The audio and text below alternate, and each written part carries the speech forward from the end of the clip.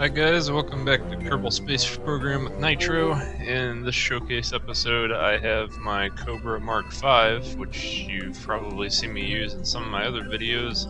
I have made some improvements to this model and swapped out the file that I had available on the Google Drive where I've been sharing all of my ships, so check out the link in the descriptions below for this new and improved model. This one is up there now.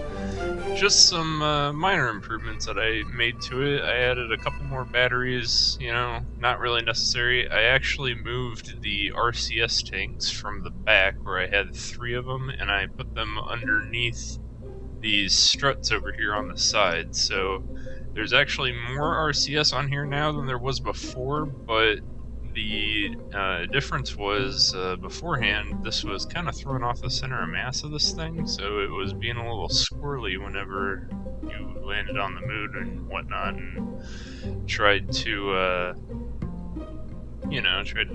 take off. So that is fixed now. This thing works really good. So in this episode I'm just going to do a full launch for it so you guys can see the staging. There is a proper way to do the staging. I have it set up so that whenever you do your stage, these large tanks here will banana peel outward if you're going straight. Now if you start doing your gravity turn before roughly 8,000 meters, these tanks can hit each other. So pay close attention to the way that I fly it, because this is the way it was designed to be flown. I'm just gonna take it up into orbit and do all the stages there, and then I'll probably just explain some of its features. I've been to the moon multiple times with this, been to Minmus multiple times. This craft actually made it all the way to Moho, but it did not have enough fuel to do a proper landing. However, it can go quite a long ways. It has a lot of power to get up and off the surface. These 175 power jet engines here do provide it with a lot of power. One of the ways that I really love to fly it is after you land on the moon, you use these powerful engines to give yourself an assisted landing because they can stop you in a hurry. I don't recommend going faster than about 200 meters per second when you're coming in for your landing, because any faster than that you might not have enough time to stop. When you take off though, it's pretty much more beneficial to just use the central engine and use the engine shutdown to shut off these more powerful engines. Now if you need to use them, reactivate them, but this thing can go all the way to the moon and return back to Kerbin because it does have enough fuel for that. Let's see. Do not land in the ocean. This craft, as much as I love it, it just has such a problem landing in water. It gets killed every time, and you don't want to kill your pilot. So whenever you come back to Kerbin, try to go for a polar kind of orbit if you can. There's really no need for you to get into a Kerbin orbit when you come back in this thing. You just kind of want to aim your trajectory right at landmass and just go for it, because you'll have plenty of time to stop. If you save some fuel in these outer engines, use those to slow you down once you re-enter the atmosphere, and then deploy all 3 parachutes and you'll be fine. Real quick, I redid all the action groups now, so everything that was kind of a noob mistake has been fixed. When you come in for your first landing, the Communitrons will all deploy along with your legs on Custom Group 1. Custom Group 2 is going to toggle these engines out here, the large powerful ones, and then Custom Group 3 is going to toggle this central engine over here, so you can control those really independently on the fly. I do have the parachute set up for 4 and 5, so when you come in for your landing, if you plan on taking off from a surface again, you can cut all the parachutes, have your Kerbal get out, repack them, and then hit 5 again to redeploy them without having to put them all into a different stage or right-clicking on them. So all that's fixed, and now let's go into space.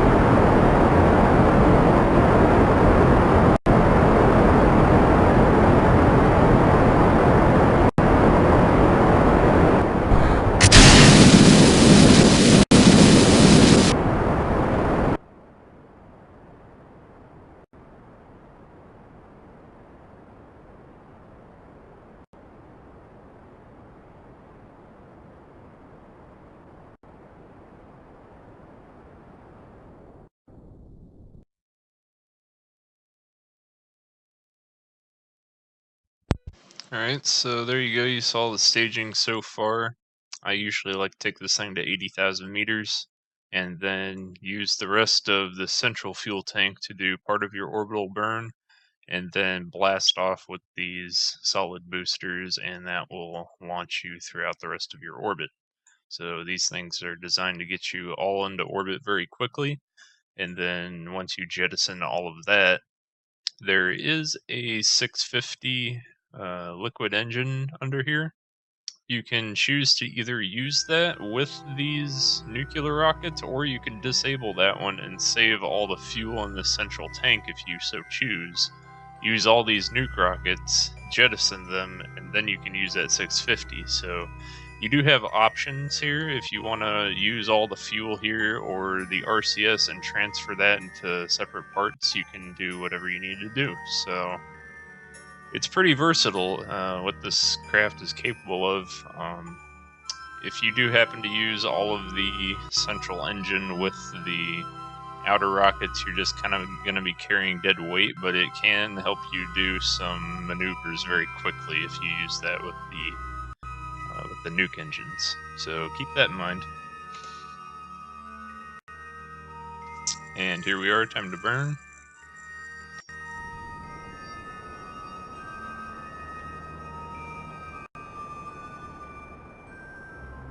I usually like to burn before that apoapsis gets that close. Usually I like to burn right about there where I have my mouse, because that keeps the apoapsis in front of your vehicle while you're doing your orbital burns.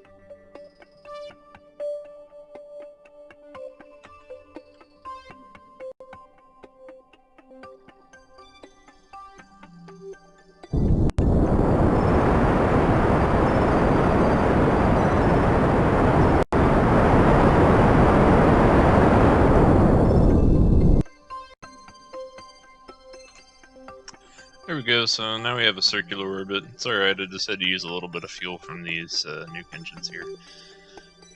But still, I'm not using any fuel from the central one. I elected to shut that engine down. Again, you can use it for a variety of different purposes. You can use it to either help with these engines, or you can use all of these engines by themselves, eject them, and then still keep that one. And they're all in this next stage right here. So you can just make a new stage, change these 4 down to the next stage, and then you can jettison them all that way. Yeah, I'm doing all my maneuvering right now without the use of RCS too. So although this thing does have RCS, it's not really needed because it does have a lot of SAS control. As you can see here, it's pretty easy to move it and stop it and do whatever you need to do. Let's see what else. That one just jettisons just like that. And then you have control of these engines here.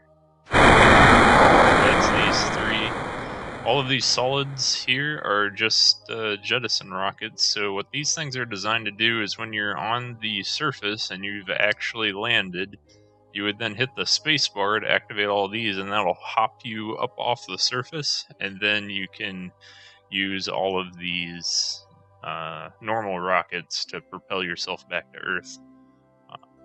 Also, another small improvement that I made is you can shut down the central engine here by hitting 3, and then this next stage here, stage 1, has 4 of these really small rockets, but these things do have a lot of power, and they're hooked up to this larger fuel tank here in the middle. So if you choose, you can use those as well to help. Let's see. That's right, 2 deactivates those. So yeah, you can deactivate the solids pop off. And the next ones, I accidentally deployed my parachutes. Oh well, we're in space. Yeah, these next ones.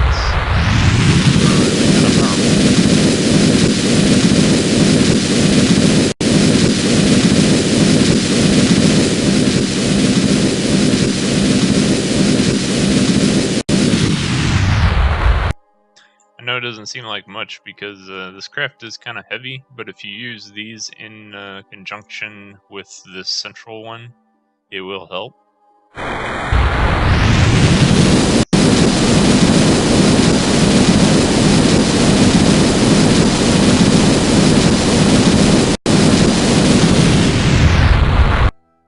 So what that's designed to do is that's designed to get you off of moons, do orbital maneuvers, things like that, where you want to use engine power. These smaller engines here are really efficient. If you use them in conjunction with this middle one, then you should be able to do quite a bit. I just pretty much executed a deorbit burn here, and that looks fine. Ish. I really hope I don't land in the water. I know it doesn't look like it, but you slow down so much when you come in. I actually don't. I don't like this. I'm gonna burn outward here. So here I'm just using those exact same rockets and burning out. And you can see what that did. So very powerful, very efficient. I like using them. I'm gonna see if this thing can actually do a landing over here on this continent for you guys, and then I'll end the episode. So here we go. I should re-enter the atmosphere somewhere over here. Well, I'm already in it, but you know what I mean. Slow down for good. I just want to avoid water as always, so if you come in for a polar orbit, the idea is you can land anywhere in this huge continent. You can land on the North Pole or the South Pole, or you can land on this continent over here. So that's your ideal landing spot. There's just a lot of land mass up here for you to hit.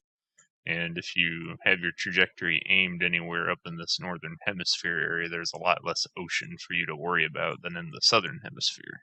So that's like pretty much all ocean. Yeah, look at how much that depleted already. Just coming in. I think we're on fire. Oh, not yet. There we go.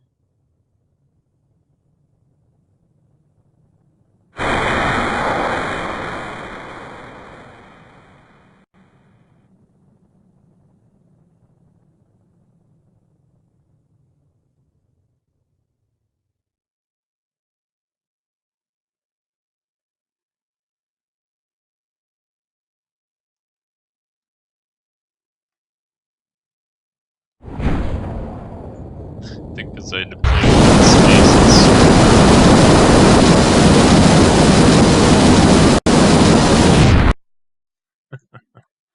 Oh man.